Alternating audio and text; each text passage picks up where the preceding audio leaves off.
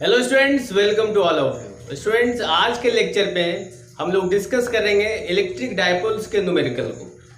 तो पिछले लेक्चर में स्टूडेंट्स हम लोगों ने डिस्कस किया था इलेक्ट्रिक डायपोल, डायपोल मोमेंट और उसके कुछ न्यूमेरिकल्स। तो आज हम लोग डिस्कस करेंगे, लेकिन उससे पहले मैंने पिछले लेक्चर के लास्ट में 2 क्वेश्चन दिए थे और मैंने बोला था कि उस क्वेश्चन को सोल्व करने के बाद कमेंट बॉक्स में अपना आंसर दें। तो बहुत सारे स्टूडेंट्स ने आंसर किए होंगे, लेकिन उसका सॉल्यूशन जरूरी है।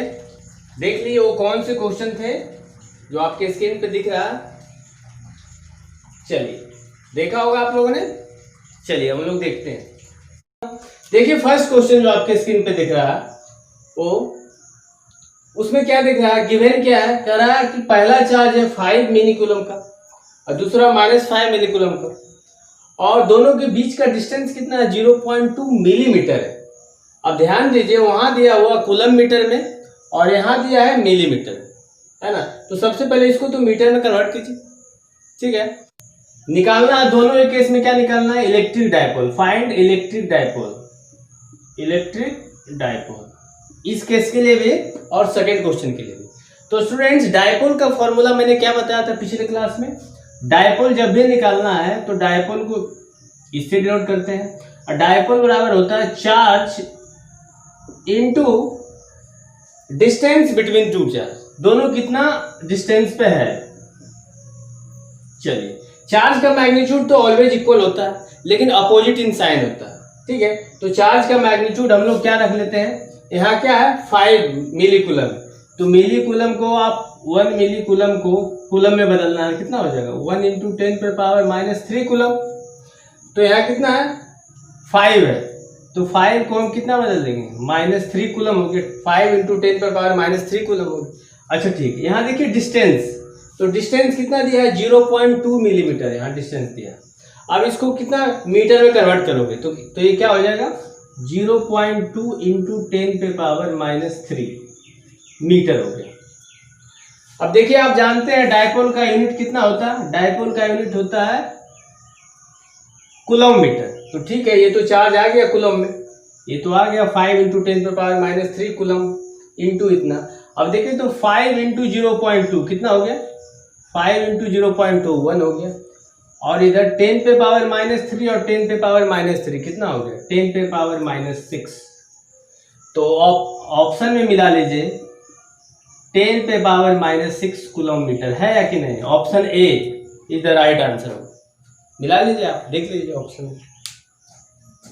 क्या क्लियर है, समझ में आया। चलिए अब सेकंड क्वेश्चन की बात करें। सेकंड क्वेश्चन आप देखिए, आप अपने स्क्रीन पे, और उसको सोल्व करने का प्रयास कीजिए। आप लोगों ने किया भी होगा। देखिए कह रहा है -2q चार्ज है और यहाँ पर +q चार्ज है और यहाँ भी +q चार्ज है। कह रहा है कि फाइंड इलेक्ट्रिक डायपोल।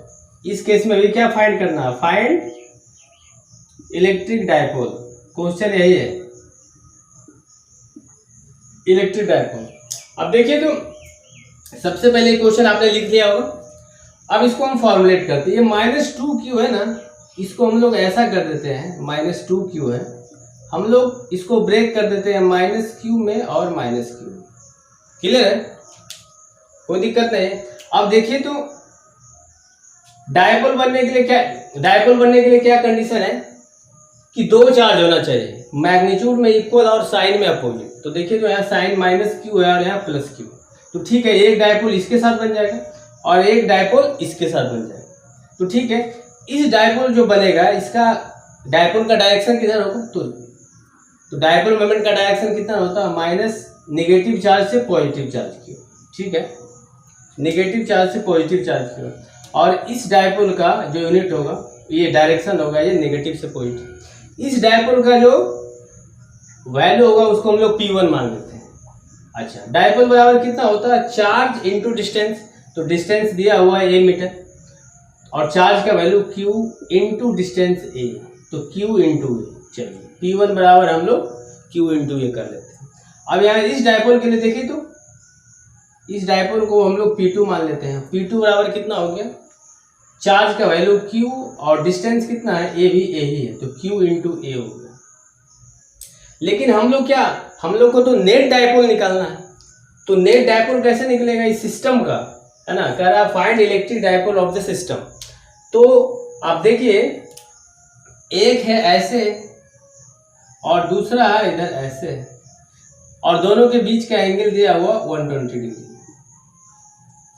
दोनों का बीच का एंगल दिया 120। ऊपर से आप देखिए इसका जो P1 का वैल्यू आया Q इंटू ए आया, P2 का भी वैल्यू Q इंटू ए आया, इसका मतलब इसको भी हम लोग P मान लेते हैं, तो इसको भी P मान लेंगे। चलिए अब यहाँ आ जाते हैं, इसको मिटा दूं यहाँ तक, ये हो गया P, इसको भी मान लिए और इसको भी P ही मान लेते हैं। दोनों के बीच का एंगल कितना है 120 डिग्री, ठीक है। तो इसका रिजल्टेंट निकालना है, तो इसको भी वेक्टर की तरह से डील करेंगे। अब देखें तो इसका भी वैल्यू Q इंटू ए, इसका भी वैल्यू Q इंटू ए ही है। अब आप जानते हैं दो वेक्टर का अगर मैग्नीट्यूड सेम है तो रिजल्टेंट वेक्टर का कहां से जाएगा, बिल्कुल बीच से जाएगा रिजल्टेंट वेक्टर, ठीक है।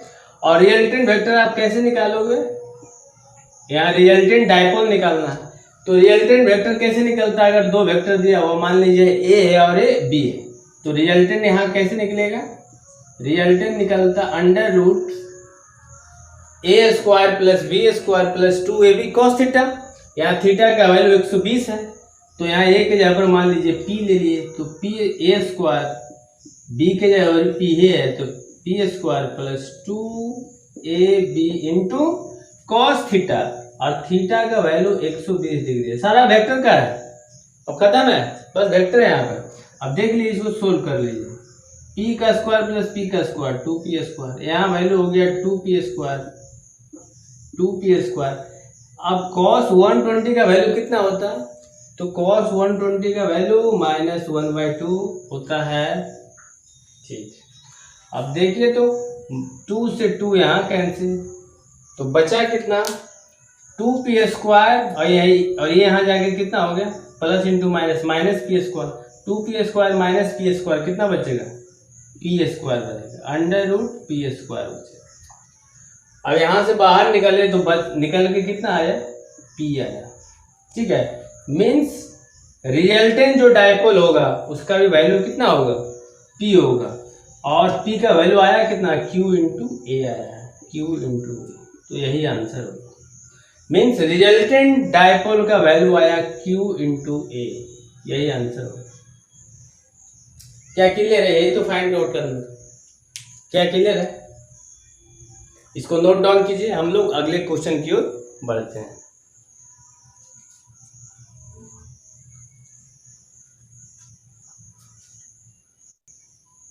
तो ऑप्शन में मिला लीजिए, देखिए दोनों ही ऑप्शन में, दोनों ही क्वेश्चन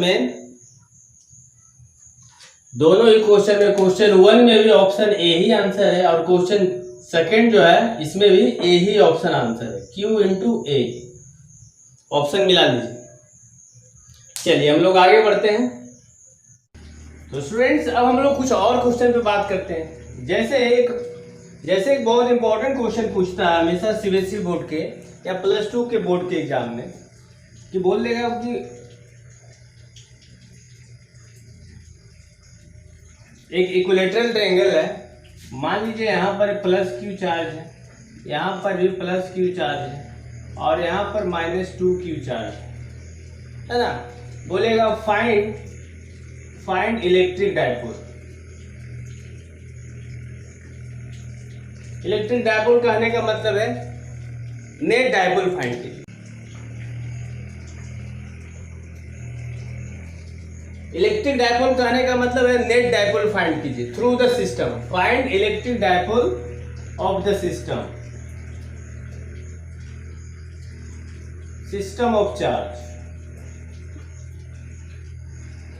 ये गिवन है, इसको वीडियो को पॉज कीजिए, 2 मिनट का टाइम लीजिए और सोल्व करने का प्रयास कीजिए। ठीक उसी तरीके से सोल्व हो। चलिए सोल्व करें, चलिए करते हैं। अब देखिए तो डायपोल बोल रहा है फाइंड करने के लिए, यहाँ -2q है, +q और +q है ना। आपके माइंड में क्या स्ट्राइक करने के कि सबसे पहले डायपोल कब निकलेगा, तो डायपोल निकलने के लिए इक्वल एंड अपोजिट साइन में और मैग्नीट्यूड में इक्वल होना चाहिए। तो यहाँ +q है, यहाँ +q है, यहाँ -2q, है ना। चलिए, और मान लीजिए गिवन है, डिस्टेंस दिया हुआ है ए है, ए इक्विलेटरल ट्रायंगल है तो कुछ भी मान सकते हो, ठीक है। मैंने तो स्टार्टिंग में ही बोल दिया था इक्विलेटरल ट्रायंगल, तो ठीक। अब ऐसा करते हैं, इस फिगर को हम ऐसे बनाते हैं, ठीक है। ए डिस्टेंस ए डिस्टेंस ए डिस्टेंस ए डिस्टेंस है, और यहाँ -2 क्यू है, इसको हम कन्वर्ट कर देते हैं -q इधर और -q इधर, मीन्स 2q को हम सेपरेट आउट कर दिए, है ना। और यहाँ था +q और यहाँ था +q, क्या क्लियर है, +q। चलिए अब देखिए, तो अब तो डायपोल हो गया, -q +q, डिस्टेंस भी स्मॉल डिस्टेंस a, और डायपोल का डायरेक्शन किधर होगा, नेगेटिव से पॉजिटिव। तो एक डायपोल यहाँ से बनेगा और दूसरा डायपोल कहाँ से बनेगा, इधर से बनेगा। डायरेक्शन कैसे होगा, तो नेगेटिव से पॉजिटिव। तो चलिए, इसके थ्रू जो डायपोल बनेगा इसको हम लोग P1 मान लेंगे, और इसके थ्रू जो डायपोल बनेगा इसको P2 मान लेंगे, ठीक है। अच्छा ठीक है, अब बस वैल्यू फाइंड आउट करते हैं। तो P2 का वैल्यू कितना होगा, डायपोल के लिए क्या चाहिए, चार्ज का मैग्नीट्यूड और इसका वैल्यू। तो चार्ज यहाँ क्या ले लिए, Q, और डिस्टेंस कितना है, Q इंटू ए, तो Q इंटू ए हो गया P2 का वैल्यू। और P1 का वैल्यू कितना हो गया, डायपोल 1 का वैल्यू कितना हो गया, तो यहाँ भी Q इंटू ए हो गया, Q इंटू ए। अच्छा, इक्विलेटरल ट्रायंगल है, देख लीजिए साइड सबका इक्वल है, इसका मतलब सबका एंगल कितना होगा, 60 डिग्री पे होगा, सब 60 डिग्री पे हो। इसका मतलब दो डायपोल कितना है, 60 डिग्री पे है, एक इधर 60 डिग्री पे है, एक P2, और इधर एक है P1 60 डिग्री। हालांकि दोनों का मैग्नीट्यूड सेम है। जब दोनों का मैग्नीट्यूड सेम है तो रिजल्टेंट कहाँ से निकलेगा, रिजल्टेंट बीच से निकलेगा, और रिजल्टेंट बीच से निकलेगा तो नहीं तो निकाल लीजिए, है ना, रिजल्टेंट डायपोल क्या हो, ठीक है। तो निकालिए, तो रिजल्टेंट के लिए कितना, रिजल्टेंट के लिए हम लोग वेक्टर से डील करेंगे, है ना, a² + b² + 2ab cos theta, है ना। चूंकि दोनों का मैग्नीट्यूड कितना है, Q इंटू ए, इसका भी Q इंटू ए, तो दोनों का वैल्यू P मान लेते हैं। मान लीजिए ये भी एज्यूम करते हैं P, तो ये भी P, है ना। तो चलिए, P² + P² + 2P into P² into cos 60 degree, चूंकि इस बार एंगल कितना था, 60 डिग्री पे था। अब देख लीजिए क्या होगा, P² + P² 2P², यहाँ 2P², और cos 60 का वैल्यू वही होता है जो sin 30 का होता है, क्या होता है, 1/2, 2 से 2 कैंसिल, 2P² + P² कितना होगा, 3P², तो √3P², P² से P बाहर निकलेगा और यहाँ से √3 बाहर निकलेगा, तो कितना है, √3P आ गया, √3P आ गया। अब देखिए, तो √3P का वैल्यू कितना है, तो P का वैल्यू Q इंटू ए, तो हम लोग कह सकते हैं नेट डायपोल का वैल्यू कितना है, नेट डायपोल बराबर कितना होगा, √3 इंटू P का value Q into √3 into Q ए, √3 इंटू Q इंटू ए, यही हो गया electric dipole of the system का वैल्यू, √3 इंटू Q इंटू ए हो गया। नोट डाउन कर लीजिए, कितना आसान था, कुछ है ही नहीं। इसी ढंग से बहुत ढंग से आपको क्वेश्चन दे देगा, है ना, आप सोल्व कर लोगे, कुछ है ही नहीं।